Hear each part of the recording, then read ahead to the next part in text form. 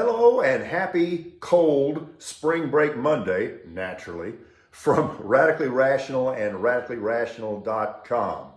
Everything, everywhere, all at once.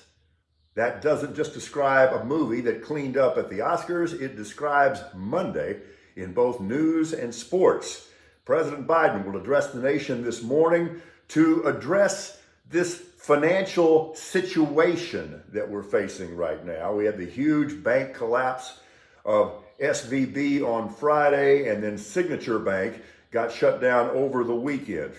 The idea now is to stop the bleeding. If you were wondering how far could the Fed push these rising interest rates until something broke, well, we found out on Friday. Now we got to find a way to fix this. It's interesting that along with FDIC, the Fed and the Treasury Department, they all got together yesterday and calmed people down. They say they're going to ensure everybody's deposits here. Nobody's going to lose their money. Nobody's going to lose their ass. But I did think this was kind of interesting. They said that no taxpayer money is involved. I'm from Lockhart, but ultimately, isn't it all taxpayer money? We'll find out. Okay, I would describe BB's shaking her head right now. And by the way, I listened to BB. I'm going to talk about BB's wisdom here in just a second. So we're watching the Oscars last night. I would describe myself as Oscar neutral. I don't have any animosity toward it. I'm not enamored with it. It's just kind of there. It's interesting from time to time. And it seems to be very, very polarizing. Now look, I don't take my political or social or philosophical guidance from the Oscars. On the other hand, I'm not trying to silence anybody. And frequently we hear people say, why do entertainers have a right to speak? I don't know, why do you have a right to speak? Because they got a right to speak. You have no obligation to listen, but they certainly have a right to speak. And there are some things that I find a little bit of an eye roller. Don't get me wrong, I'm all for diversity, inclusiveness, etc. But now we're almost getting into this quota thing, and I find that kind of disturbing. And this is just me as a language guy. I applaud the sentiment.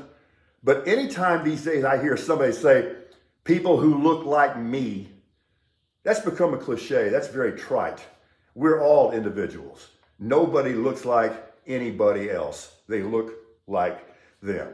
I don't use the word brave to describe movies or actors. But on the other hand, I certainly appreciate that talent. And yeah, it is kind of this inbred self-congratulatory celebration, but what's wrong with that? Every industry does that. They have a right to do it. We have a right to either watch or not. Now, back to BB's wisdom.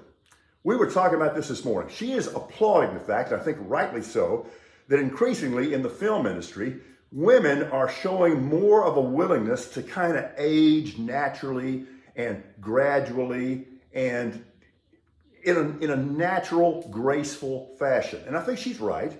And in support of that, she cited Jamie Lee Curtis, Sigourney Weaver.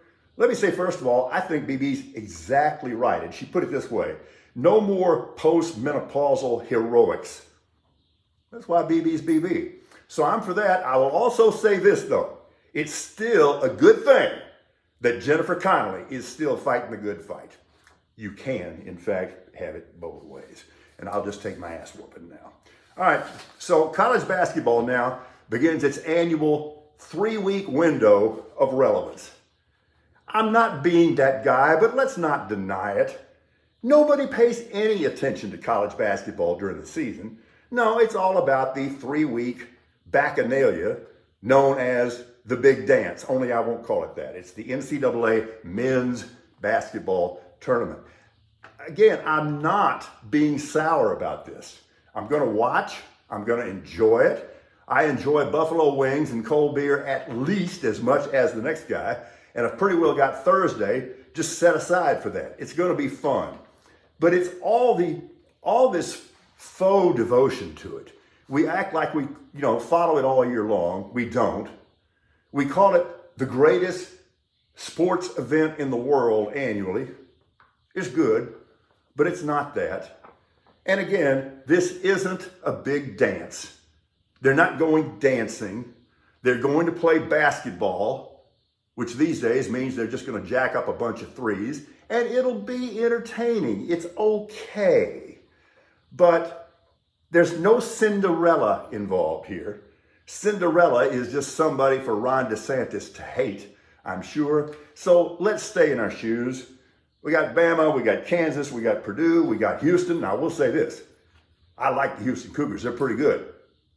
Or at least they were the last time I saw them play, which was exactly a year ago. All right. So this is a hilarious day for me in the NFL.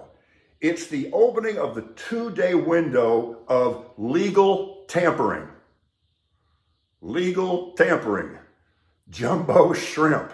Military intelligence. Legal tampering. You can't sign the free agents till Wednesday, but you can negotiate with them and get your ducks in a row. So legal tampering. That's my favorite phrase in all of sports.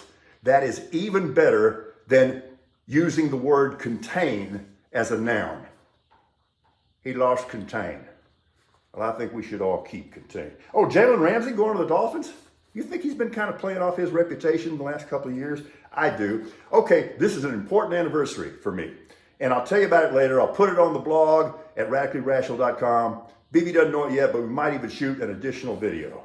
But it was 49 years ago this morning, on a cold spring break morning. Of course it was cold. It's spring break.